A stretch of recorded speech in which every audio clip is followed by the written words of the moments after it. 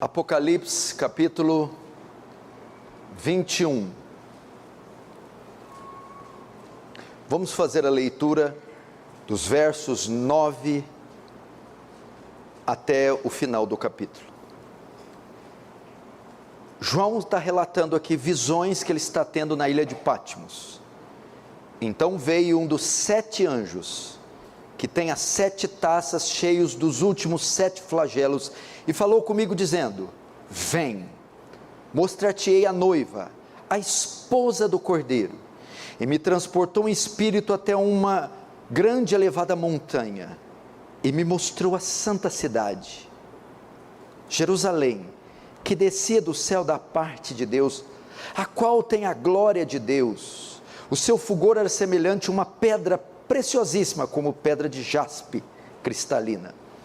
Tinha grande e alta muralha, 12 portas, e junto às 12 portas, 12 anjos, e sobre elas nomes escritos, que são os nomes das 12 tribos dos filhos de Israel. 3 portas se achavam a leste, 3 portas, 3 ao norte, 3 ao sul e 3 a oeste. A muralha da cidade tinha 12 fundamentos, estava sobre os 12 nomes dos 12 apóstolos do Cordeiro.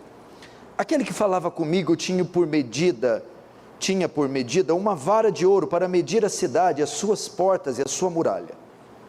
A cidade é quadrangular, de comprimento e largura iguais, e mediu a cidade com a vara até 12.000 estádios. O seu comprimento, largura e altura são iguais, ela é um cubo, um quadrado perfeito. Mediu também a sua muralha, 144 côvados, e a medida de homem, isto é, de anjo. 18. A estrutura da muralha é de jaspe, também a cidade é de ouro puro, semelhante a vidro límpido. Outras traduções, as ruas são de ouro. 19. Os fundamentos da muralha da cidade são adornados de toda espécie de pedra preciosa. O primeiro fundamento é jaspe, o segundo safira, o terceiro calcedônio, o quarto de esmeralda, o quinto de sardônio, o sexto de sárdio, o sétimo de crisólito, o oitavo de berilo, o nono de topázio, o 10º de crisópraso, o 11º de jacinto, o 12º de ametista. Verso 21. As 12 portas são 12 pérolas, e cada uma dessas portas de uma só pérola. A praça da cidade é de ouro puro, com vidro transparente. Nela não vi santuário, porque o seu santuário é o Senhor, o Deus Todo-Poderoso, e o Cordeiro. A cidade não precisa nem de sol, nem de lua, para lhe darem claridade, pois a glória de Deus a iluminou, e o Cordeiro é a sua lâmpada. As nações andarão mediante a sua luz, e os reis das terras lhe trazem sua glória. As suas portas nunca jamais se fecharão de dia, porque nela não haverá noite, e lhe trarão a glória e honra das nações. Nela nunca jamais penetrará coisa alguma contaminada, nem o que pratica abominação e mentira, mas somente os escritos no livro da vida do Cordeiro. Até aí, deixa aberto aí, não feche apenas os olhos para nós orarmos.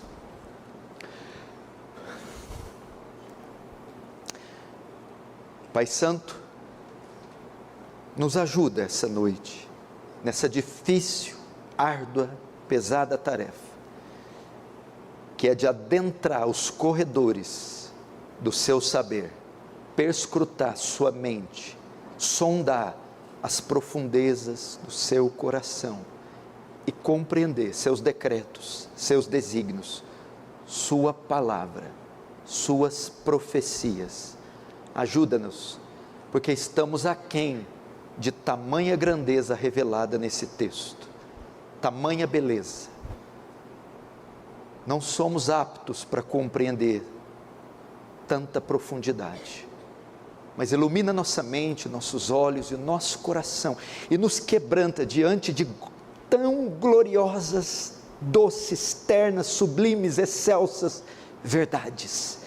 Não nos deixa passar largo por esse texto de forma irreverente, precipitada, de jeito nenhum. Nos faz reverenciar o texto sagrado, pois foi escrito por um Deus santo, e nos ajuda através dele te glorificar mais, nos santificarmos e esperarmos ardentemente esse dia, que teu reino avance. o Senhor receba a glória para si e nos conforme a imagem do seu Filho, em nome de Jesus. Amém. Irmãos, preste atenção aqui, por favor. Nós estamos diante de um texto muito difícil. Aliás, qual parte do Apocalipse é fácil? Mas é um capítulo repleto de símbolos, figuras, imagens, cores, sons. Que Deus nos dê graça para expor esse texto com fidedignidade e para que você alcance a beleza que está aqui retratada. Eu sempre gostei e admirei Apocalipse, mas eu não imaginava que esse livro é tão belo, tão magnífico, tão fantástico, tão glorioso. Eu simplesmente estou fascinado, apaixonado por esse livro, e eu espero que também você esteja. Querida igreja, esta é a 31ª pregação do Apocalipse. Começamos em 2022, e nós estamos hoje a um capítulo de encerrar o livro. Esta é a última sessão das 7 que o livro se divide, e nós estamos caminhando para a conclusão do livro. Na última mensagem de Apocalipse, nós vimos novos céus e nova terra. Deus limpou a criação de todo o mal, Satanás, a besta, o falso profeta, o pecado, o ímpio, através do julgamento final. E colocou em ordem a sua criação, para assim, depois de limpar a criação, preparar uma nova criação. Agora, o caminho está aberto para um novo mundo. O caminho está livre para novos céus e nova terra. Os novos céus e nova terra estão relatados aqui nesse mesmo capítulo 21.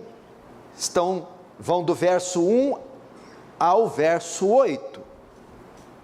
João menciona a aparição e o início dos novos céus e nova terra. É o que vimos na última mensagem. Agora, na mensagem de hoje, na conclusão do capítulo 21, João vai dar detalhes desse novo mundo, desse novo céu e nova terra. E vai fazer isso fazendo uso da figura de uma cidade, comparando novos céus e nova terra a uma cidade que João chama de Nova Jerusalém. Esse, portanto, é o lugar da morada final dos santos, é a morada final, minha, sua e de todos os remidos. Nós veremos a grandeza e a beleza desse lugar. Na mensagem de hoje, eu pretendo convidar você a passear comigo pelas ruas dessa cidade e contemplar o lugar que será a sua morada para todo sempre. Apocalipse 22, versos 9 a 27, nós não olharemos por uma janela hoje, para espiar essa cidade, mas nós olharemos para um espelho, porque nós vamos contemplar aquilo que um dia nós seremos. Então você vai ver um espelho que está refletindo a sua imagem no futuro, e eu tenho para comigo que esse futuro não está longe, está muito mais perto que eu e você imaginamos. Portanto, esse é o tema da minha mensagem: a Nova Jerusalém. A Nova Jerusalém. João continua suas visões, vendo a noiva do Cordeiro. Veja o verso 9. Então veio um dos 7 anjos que tem as 7 taças cheias dos 7 flagelos, e falou comigo dizendo: vem, mostrar-te-ei a noiva, a esposa do Cordeiro. Então João continua com o processo das suas visões, ele continua vendo coisas. Agora João vê um anjo, que vem até ele, com a finalidade de mostrar a noiva do Cordeiro.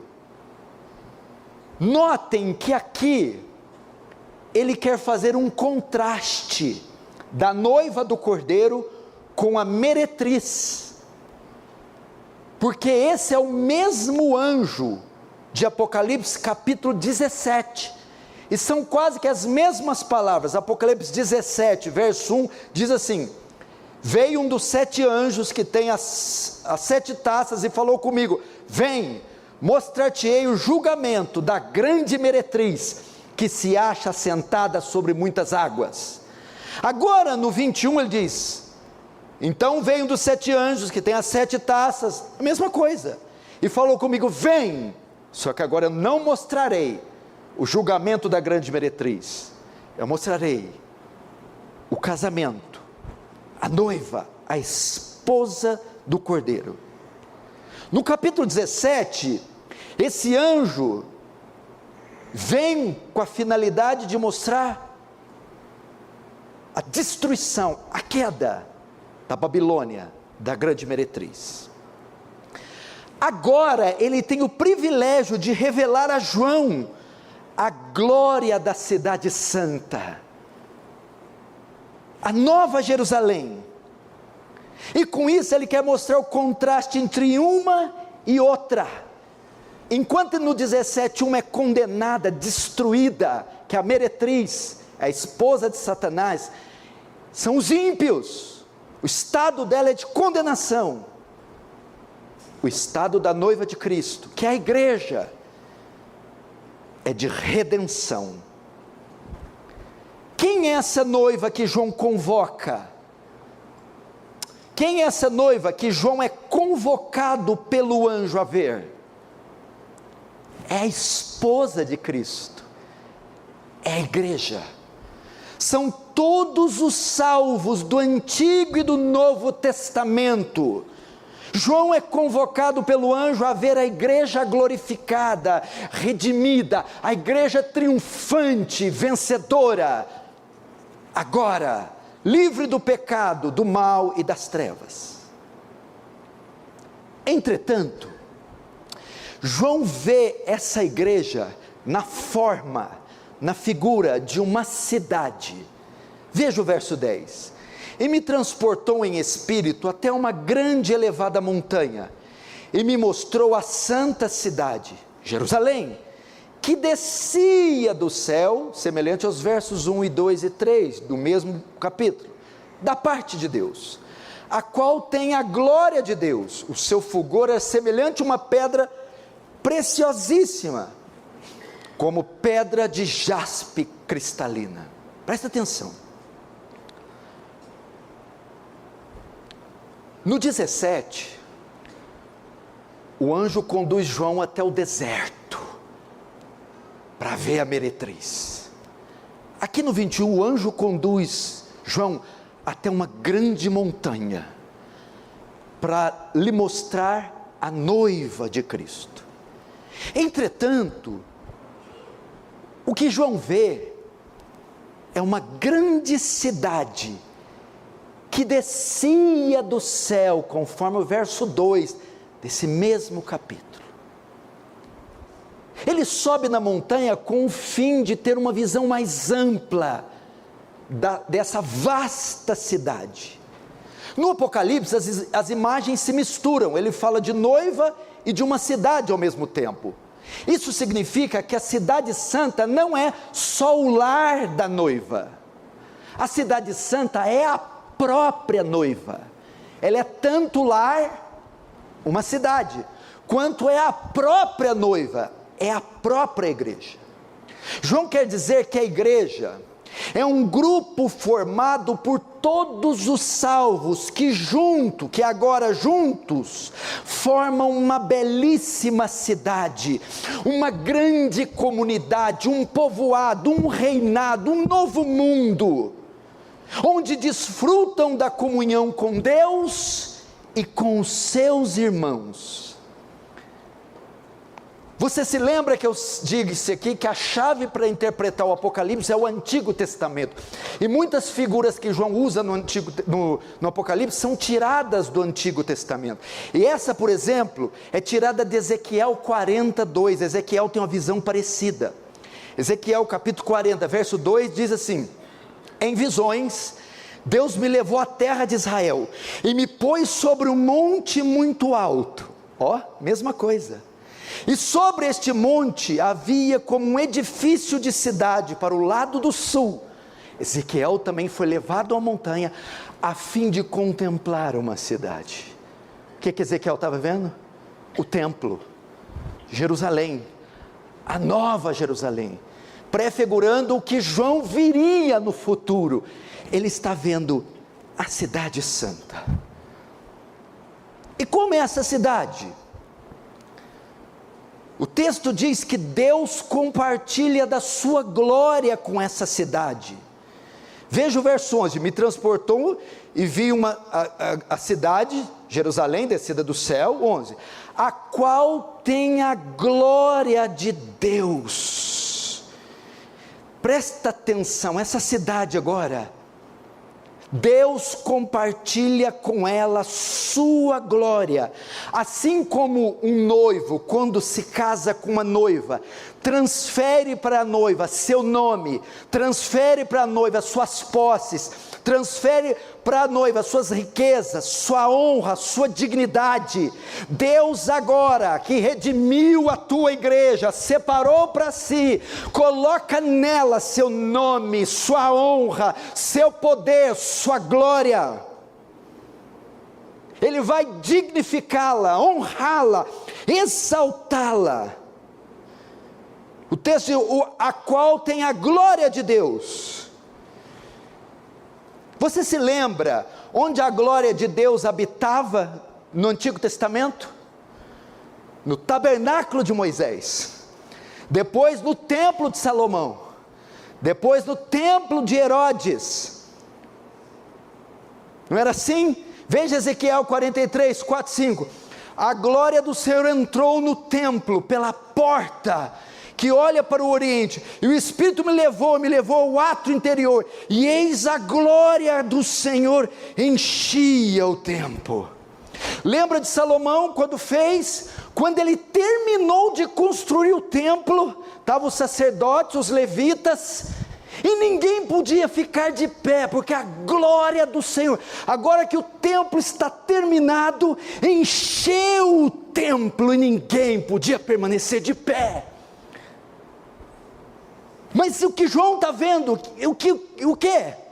Que esta glória não habita mais no tabernáculo, nem no templo, mas agora que a cidade santa, a nova Jerusalém, o povo redimido está completo, formado, o conjunto de todos os eleitos reunidos, assim como quando Salomão terminou o templo, a glória do Senhor entrou, aqui a glória do Senhor habita na igreja, ela está sobre a igreja, ela está com a igreja, é o que João está vendo. Agora, é na igreja que a glória de Deus é refletida. E notem que o texto diz, no verso 11 ainda, o seu fulgor é semelhante a pedra de jaspe cristalina. O que é o jaspe? O jaspe aparece no capítulo 4 de Apocalipse, quando João faz a descrição do trono de Deus. Apocalipse 4, 2 diz assim: imediatamente eu me achei em espírito, e eis, armado no céu um trono, e no trono alguém sentado, e esse que se acha assentado, é semelhante no aspecto à pedra de jaspe. Que o jaspe é uma pedra que parece o diamante, brilha, Quando João vê isso no trono de Deus, ele vê a glória de Deus na figura do jaspe. Mais do que isso, ele vê a santidade de Deus. Por isso o aspecto de quem está sentado no trono é semelhante ao jaspe. É aquela santidade que Isaías 6, os serafins tampam o rosto e não conseguem contemplar, e dizem: santo, santo, santo é o Senhor. Agora a santidade de Deus é perfeitamente refletida na igreja. Agora temos uma igreja redimida, que pode perfeitamente refletir a santidade de Deus. Com a queda, a igreja, a imagem de Deus na igreja foi manchada, distorcida, mas agora aqui em Novo Céus, Nova Terra, redimida, a igreja reflete perfeitamente a glória de Deus, a santidade de Deus. Deus está emprestando à igreja sua glória, Deus está conferindo à igreja sua honra, sua beleza, sua riqueza, suas posses, está dignificando a igreja como noiva.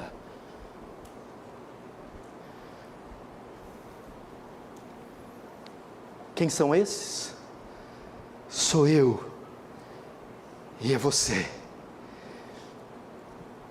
Agora João começa a descrever com mais detalhes essa cidade. Ele vai começar mostrando a beleza dela por fora. Mas para isso nós vamos ter que ir no verso 21, veja o 21. As 12 portas são 12 pérolas, e cada uma dessas portas de uma só pérola. A praça da cidade de ouro puro como vidro transparente. Vamos ficar na parte A desse versículo. A beleza dessa cidade é demonstrada na sua estrutura externa. Ele descreve jaspe, ouro e pérola. É a mesma profecia de Isaías 54:12. Farei teus baluartes de rubi, as tuas portas de carbúnculos e toda a tua muralha de pedras preciosas. O que João vê aqui? O construtor usou pérolas para construir portões. Ele vê que a área externa dessa cidade, todos os seus portões, a sua muralha, são feitos com 12 pérolas. E cada pérola é do tamanho e da altura da muralha. São coisas gigantescas, enormes, que rodeiam e ladeiam toda a cidade. Pérolas. Você sabe que na escritura as pérolas são muito valorizadas. Aqui nós temos duas interpretações. João está transmitindo a ideia de perfeição. Portões de pérolas são símbolo de beleza inimaginável e de riquezas inestimáveis e de perfeições insondáveis. Não haverá imperfeição nessa cidade, não haverá mancha nessa cidade, não haverá falha nessa cidade, não haverá ruga nessa cidade. É uma cidade perfeita. São crentes que jamais tropeçarão, jamais declinarão da sua fé, jamais. Entretanto, há um outro comentário que John MacArthur faz, que eu achei muito interessante. Sobre essas pérolas ele diz: assim como as pérolas são formadas em resposta ao ferimento da ostra, essas pérolas lembrarão aos santos por toda a eternidade da magnitude do sofrimento de Cristo e dos benefícios que Ele trouxe àqueles que lá habitam. Aquela pérola tão fulgurante, tão bela, tão linda, custou um preço. Aquela cidade, para ser o que ela é, para estar onde ele está, para ter a glória que tem, custou o sangue de Jesus. E todas as vezes que os santos, por toda a eternidade, contemplarem aquelas pérolas, eles saberão: eu só estou aqui pelo sangue de Jesus, eu só estou aqui pelo sofrimento de Cristo, eu só estou aqui pela graça de Deus. Porque o texto também diz, de 12 portas e 12 pérolas, 12 tribos e 12 apóstolos, só estão lá por causa do sofrimento de Cristo, da morte de Cristo. E João está descrevendo essa cidade. Ela é bonita, ela é gloriosa, ela é radiante, ela é fulgurante. Agora João vai descrever os fundamentos dessa cidade. Verso 19: os fundamentos da muralha da cidade estão adornados de toda espécie de pedras preciosas. O primeiro fundamento é de jaspe, o segundo de safira, o terceiro de calcedônia, o quarto de esmeralda, o quinto de sardônio, o sexto de sárdio, o sétimo crisólito, o oitavo de berilo, o nono de topázio, o décimo de crisópraso, o undécimo de jacinto, o dodécimo de ametista. Presta atenção, João agora vê os fundamentos da cidade. João nos apresentou um pouco da cidade por fora, agora João quer apresentar por dentro os fundamentos, os alicerces da cidade. Os pilares, as colunas, são feitas com pedras preciosas. Isso aqui é para nos mostrar 3 coisas. Lembra, Apocalipse é simbólico, não é literal. Isso aqui são símbolos que transmitem verdades. Nós não vamos chegar lá e ver esmeralda, não vamos chegar lá e ver uma pérola enorme. São símbolos que ensinam algo. 3 coisas isso nos ensina, os fundamentos. Primeiro, as várias pedras que João vê, e destas que João vê, estão as mais valiosas, são as pedras mais preciosas e mais valiosas que a terra produz. Então essas várias pedras de várias cores, a primeira coisa aqui é para ensinar a beleza indescritível desse novo céu e nova terra. A beleza que vai superar Fernando de Noronha, as cordilheiras dos Andes, as cataratas do Niágara. A beleza aqui vai sobrepujar em muito todos os rios, oceanos e belezas naturais. A cidade a qual o povo de Deus vai habitar, os novos céus e nova terra, nem um arquiteto, nem um engenheiro, nem um ilusionista, nem um diretor de cinema jamais foram capazes de reproduzir. A ideia aqui é que o belo no seu sentido máximo, essas pedras são o que tem de melhor, de mais valioso e de mais bonito. Não tem como ser mais bonito do que isso. Quem não já ficou maravilhado vendo fotos da Polinésia Francesa, dos Alpes suíços, do Parque Yellowstone nos Estados Unidos, do Grand Canyon, das grandes cidades super desenvolvidas? Mas João está dizendo que esse lugar vai deixar todos embasbacados. É a beleza. Segundo,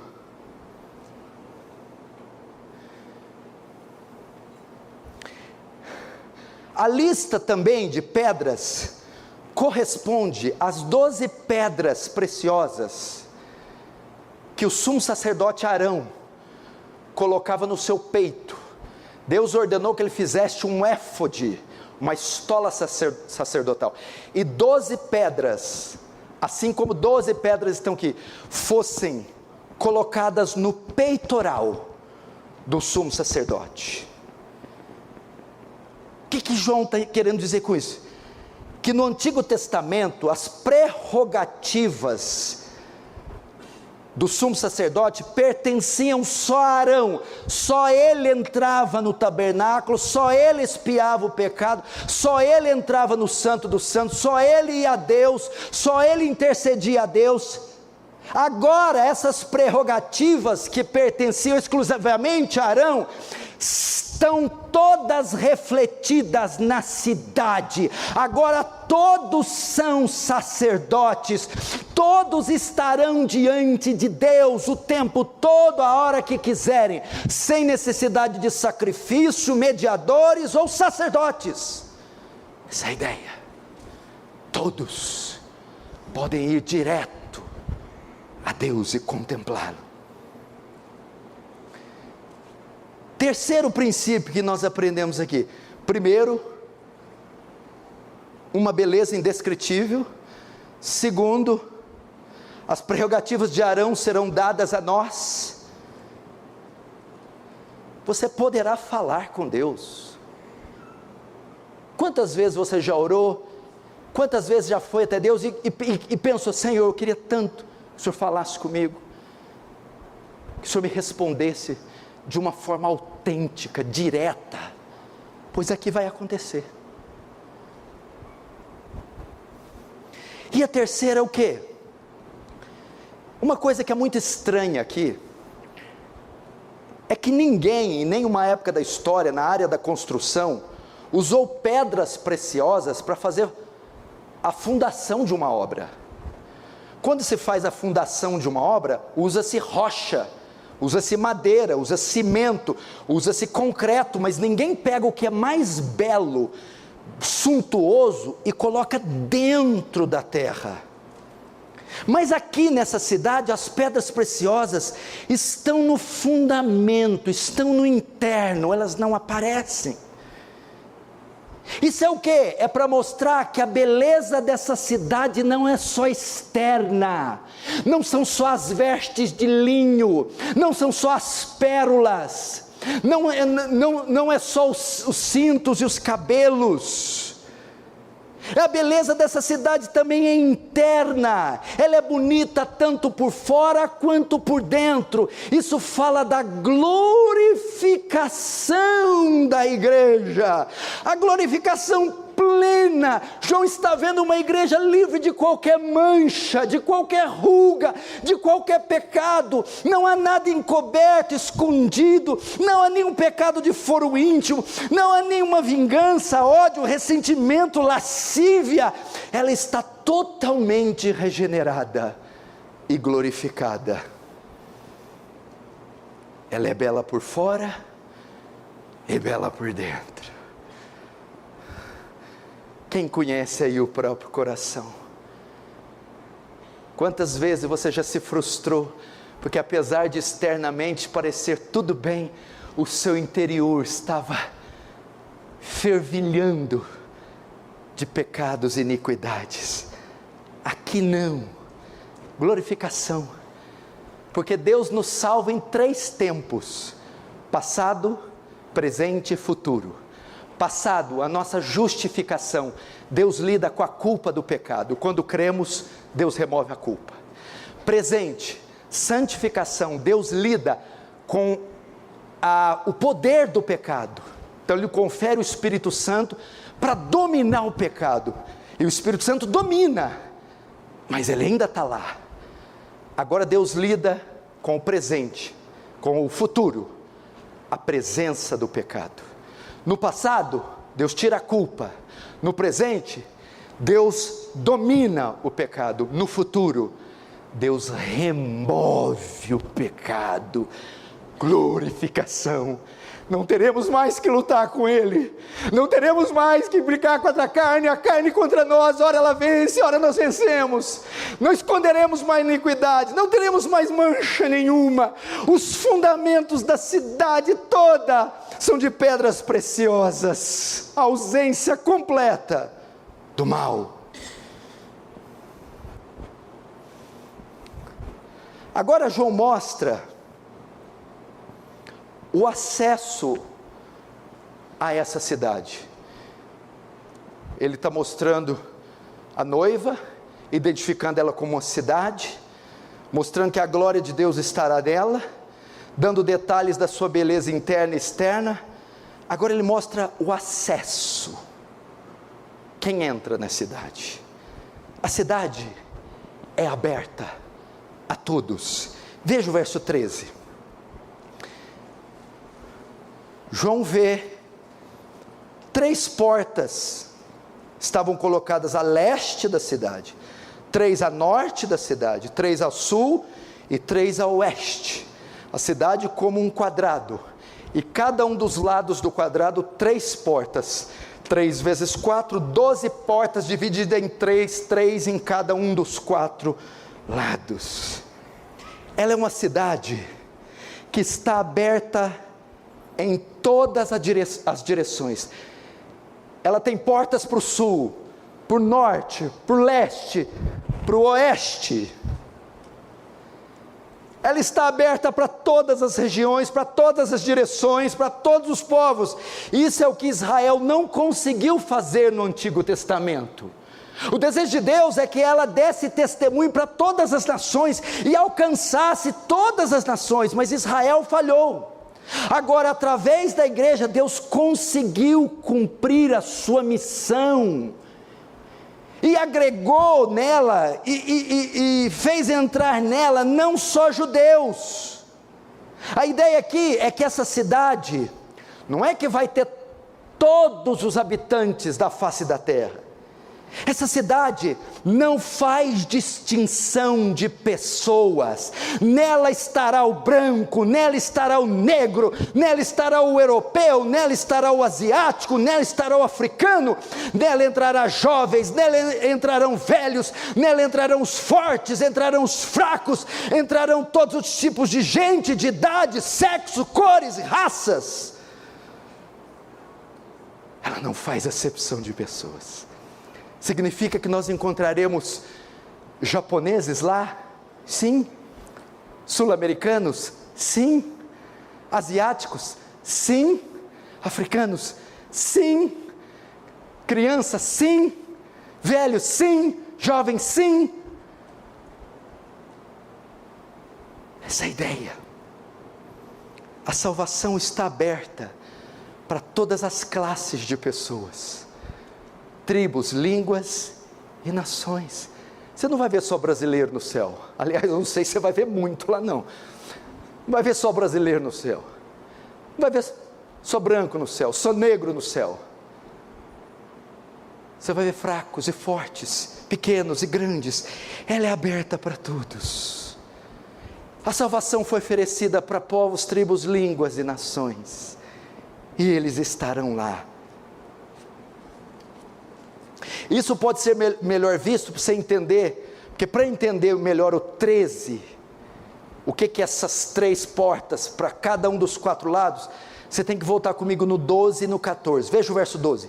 Tinha grande e alta muralha, 12 portas, e junto às portas 12 anjos, e sobre elas nomes escritos, que são os nomes das 12 tribos dos filhos de Israel. Agora o verso 14, a muralha da cidade tinha 12 fundamentos, e estavam sobre estes os 12 nomes dos 12 apóstolos do Cordeiro.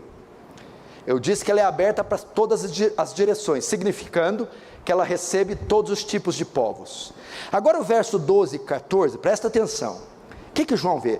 Parte da estrutura dela é formada por 12 portas com o nome das 12 tribos de Israel. E a muralha tinha 12 fundamentos com o nome dos 12 apóstolos. 12 patriarcas, 12 tribos do Antigo Testamento, 12 apóstolos. Já vimos isso em Apocalipse 4:4, os 24 anciãos que João vê prostrados. Quem são os 24? 24 é a soma de 12 mais 12. 12 apóstolos, 12 patriarcas. Que é isso? É uma cidade aberta para judeus e para gentios. Não entram só judeus, mas entram também gentios. É uma cidade que vai conter todos os santos do Antigo Testamento, junto com todos os santos do Novo Testamento. Essa cidade terá como a totalidade do seu povo os remidos de todos os tempos. É isso que João está vendo.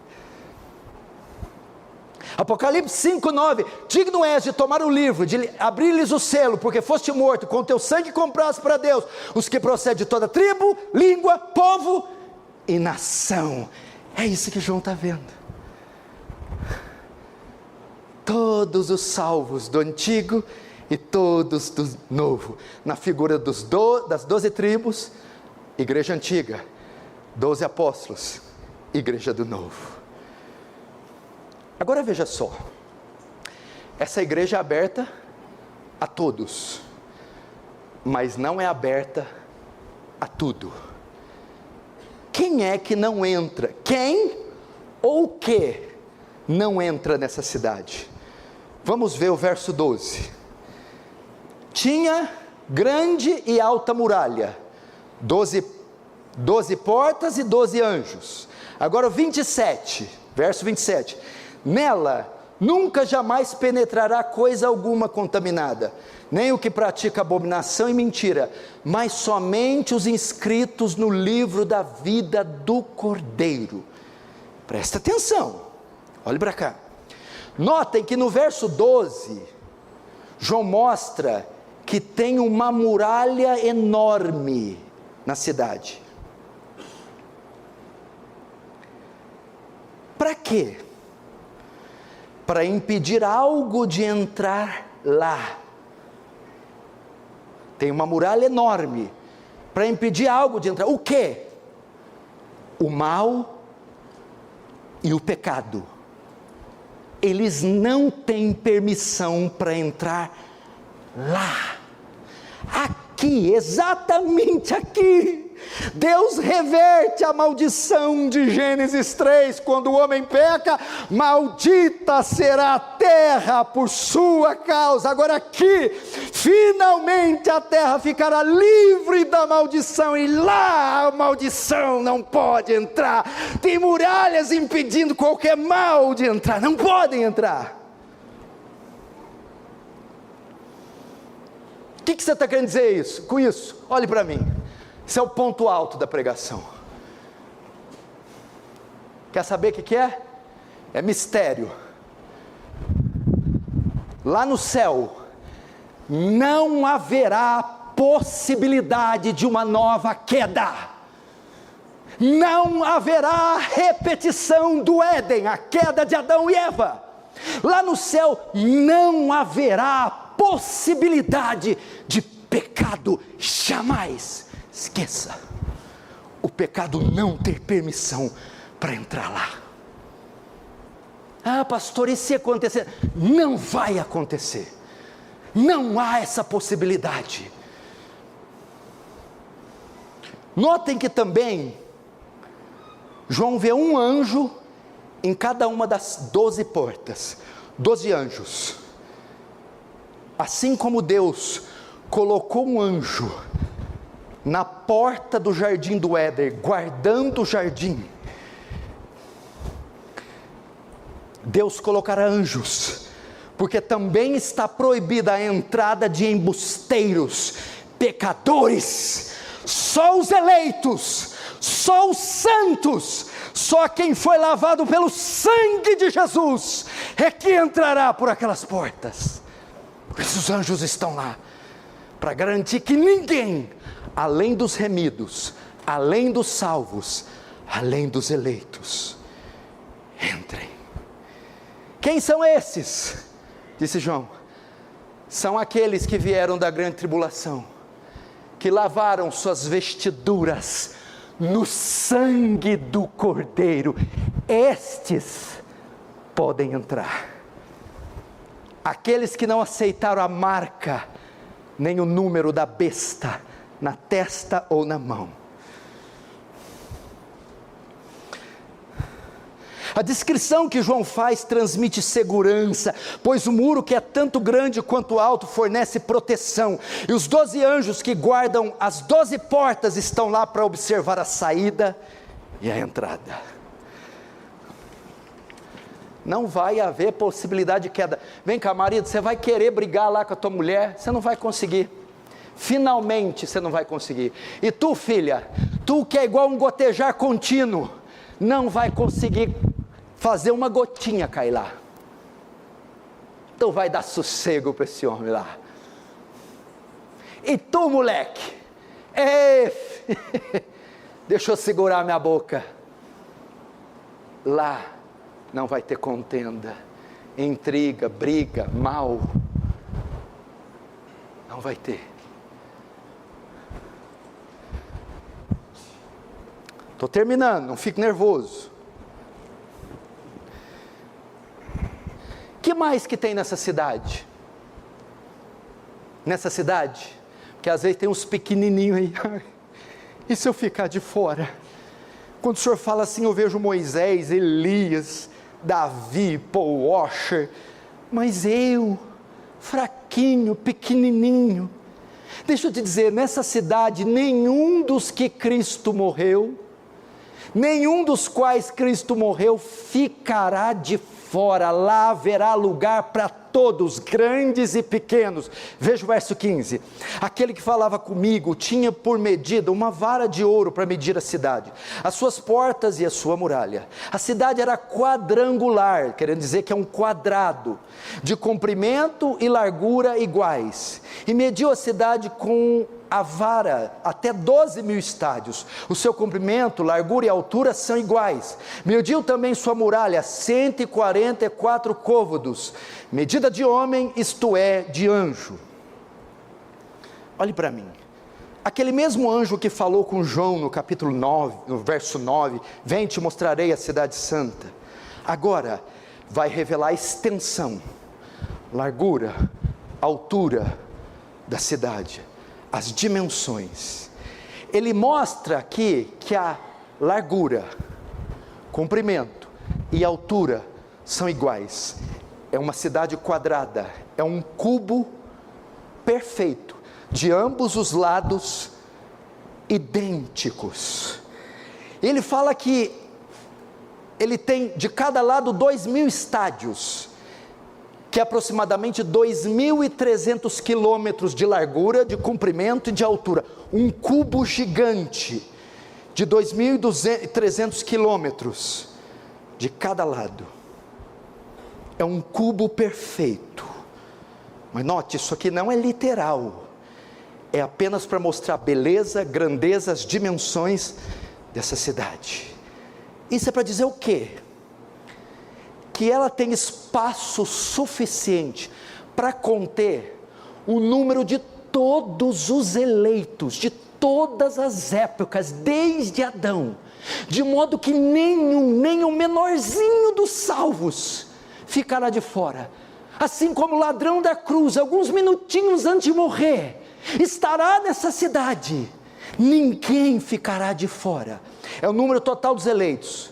Como o senhor pode provar isso? Isso pode ser visto quando ele diz 12.000 estádios, e quando ele diz aqui que a medida é de 144 côvados. 144 são múltiplos de 12. 12 mais 12 mais 12. E nós sabemos que os múltiplos de 12 apontam para todos os salvos do antigo, 12 tribos, e todos os salvos do novo, 12 apóstolos. Então veja, um cubo tem 12 ângulos, 4 no topo, 4 embaixo, 4 nos lados. Cada ângulo mede 2.000 estádios, que multiplicado por 12 dá 144.000. Esse é o número total dos seguidores de Cristo. Apocalipse 14, 1. Essa é a ideia. Caberá todo mundo ali. Minha irmãzinha, meu irmãozinho, jovem, vocês não ficarão de fora. Agora tem um versículo que deve ser os mais difíceis da Bíblia inteira. Olha a última parte do verso 17. Medida de homem, isto é, de anjo.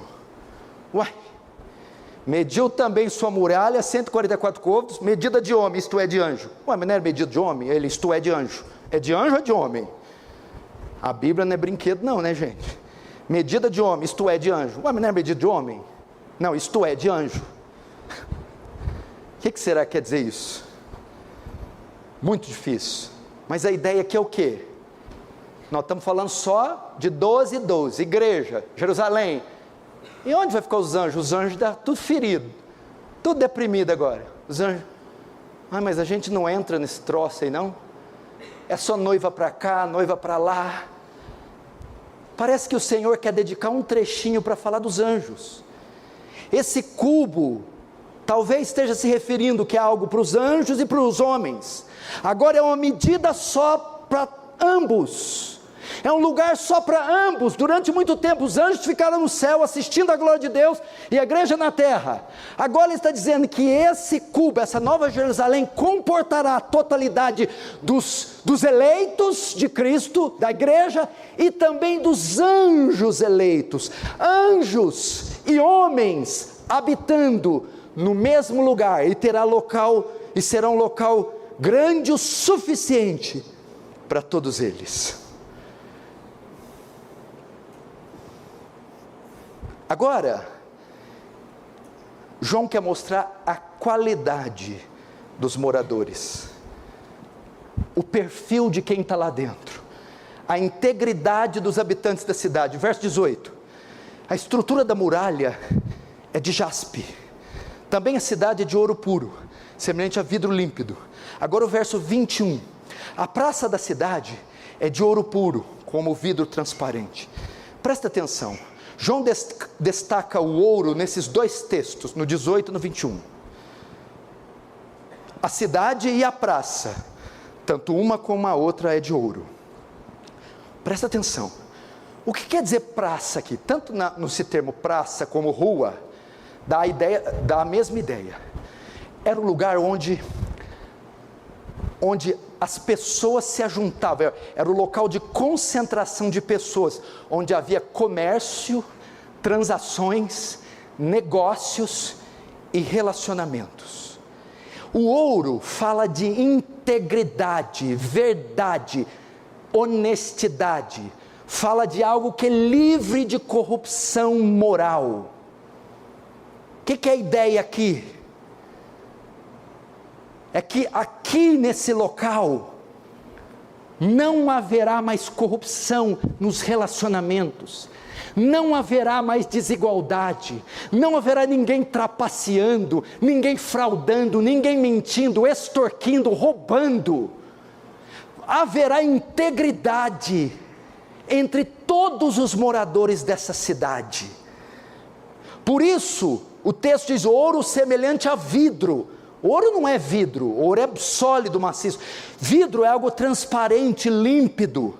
Porque para João, ouro significa perfeição e integridade. Ou seja, no céu haverá transparência, integridade. Isso está em Isaías 65, 21. Naqueles dias habitarão nas casas que construíram e comerão dos frutos de suas próprias videiras. Invasores não habitarão em suas casas, nem lhe tomarão suas videiras, pois meu povo terá vida longa como as árvores, meus escolhidos terão tempo para desfrutar de tudo que conseguiram com grande esforço. Não trabalharão inutilmente, e seus filhos não serão condenados à desgraça, pois são um povo abençoado pelo Senhor, e seus filhos também serão abençoados. Viu o que o texto diz?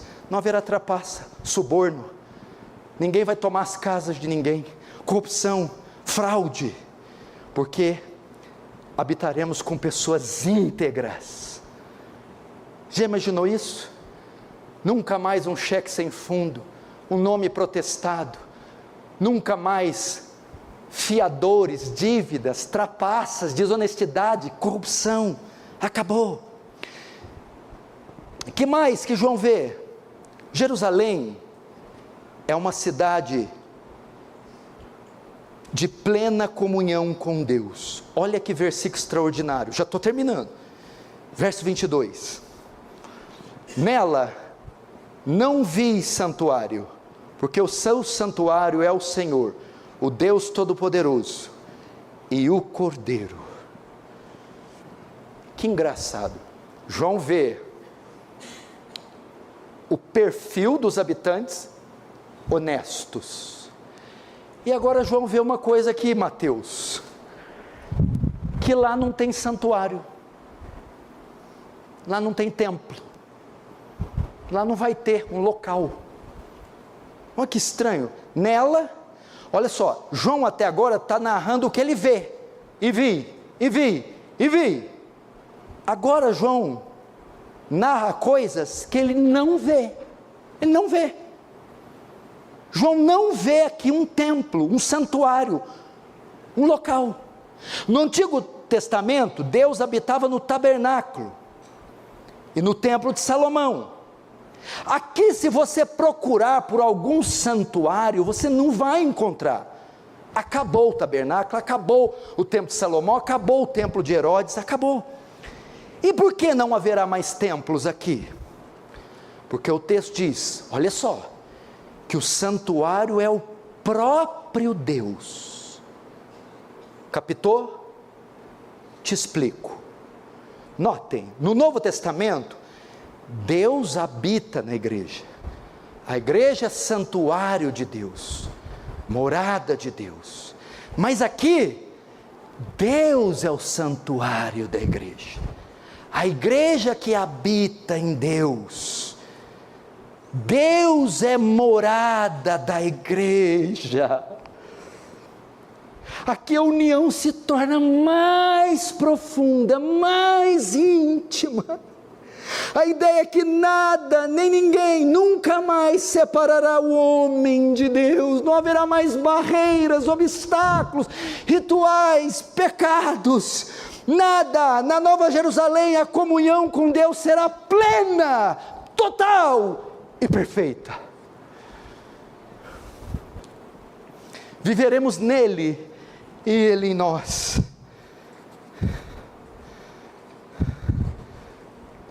Nele e ele em nós.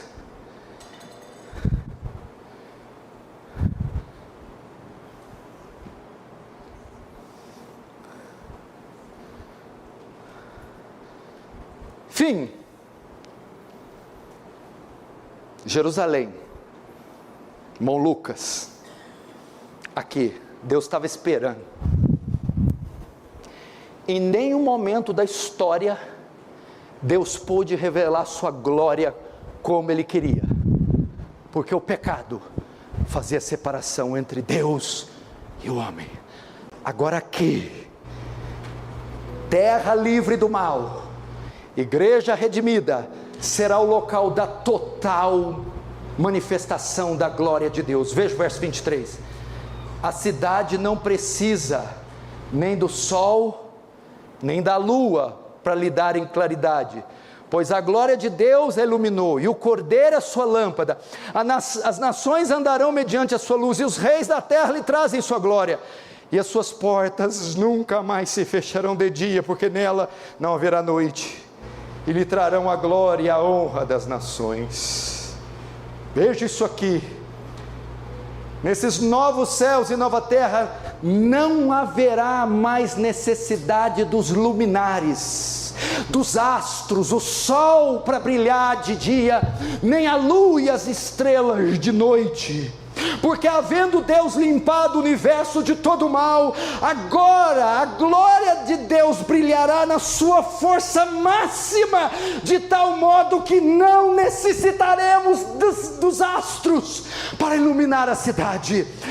A glória de Deus, o próprio Deus se encarregará disso.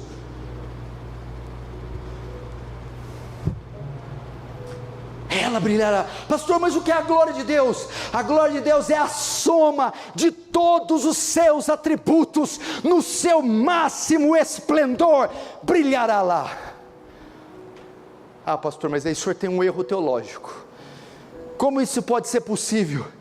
Se nem os anjos que estão lá podem contemplar tal coisa, e tem que fechar o rosto.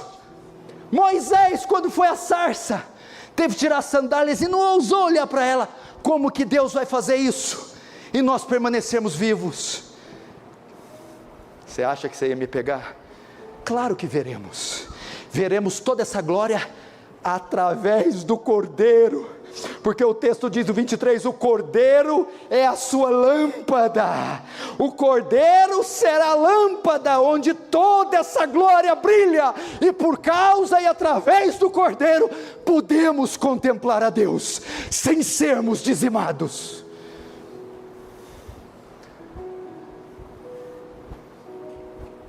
O Cordeiro, a lâmpada será, o Cordeiro,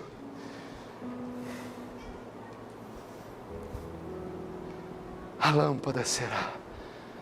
Uau, você tem ideia do que é isso? Meu Deus, Deus manifestará todo o seu amor, toda a sua bondade, toda a sua justiça, toda a sua beleza, toda a sua majestade, infinitude, imensidão, transcendência, santidade, eternidade, onipotência, onisciência, onipresença, majestade, através do Cordeiro, que é a lâmpada pela qual essa glória chega, brilha em nós. E finalmente, o mundo, a terra terá um governo perfeito, que, como diz Pedro, onde habita a justiça. Verso 24, as nações andarão mediante a luz, e os reis da terra lhe trazem a sua glória. Os reis da terra terão o privilégio de governar com Cristo, aqueles que não receberam a marca da besta. As nações andarão na sua luz divina, e como resultado darão toda a honra, glória ao louvor. Finalmente essa terra conhecerá um governo justo, fiel, sem corrupção. E o texto termina, e os seus portões jamais se fecharão de dia, pois ali não haverá noite. João recorre à profecia de Isaías 60:11, as tuas portas estarão abertas de contínuo, nem de dia nem de noite se fecharão, para que te sejam trazidas as riquezas das nações e conduzido com elas os seus reis. As portas das cidades antigas eram fechadas em caso de ataque, aqui ficarão abertas, porque não haverá risco de ataque, ninguém mau entrar, e não haverá risco de ninguém lá de dentro querer sair. Não há mais perigo, nem o mal pode entrar, e ninguém do bem vai querer sair. Então as portas jamais se fecharão, jamais. Que dia, igreja? Eu não vejo a hora desse dia chegar. Que dia estaremos lá? Eu quero terminar dizendo a alguém aqui que ainda não se sente digno de passar por essas portas. Tem alguém aqui que quando chega lá será barrado pelo anjo e diz: ei, você não. Por que não evitar esse dia? Você quer entrar? Lave-se no sangue do Cordeiro, reveja a sua vida, peça perdão pelos seus pecados, diga: eu preciso entrar nesse local, me salva, me redime, me perdoa. Como eu sei que eu sou ou não sou salvo, pastor? Pelo estilo de vida que você vive. Quem ocupa o maior lugar no seu coração, dos seus pensamentos, do seu tempo? Cristo, a palavra, ou esse mundo, os prazeres, o pecado? E assim você saberá. Se você não é de Jesus, Ele faz o convite. As portas estão abertas para o sul, norte, leste, oeste, estão abertas ainda, e o convite está sendo feito: venha, esse dia está chegando. Feche os seus olhos, curva a sua cabeça, vamos orar.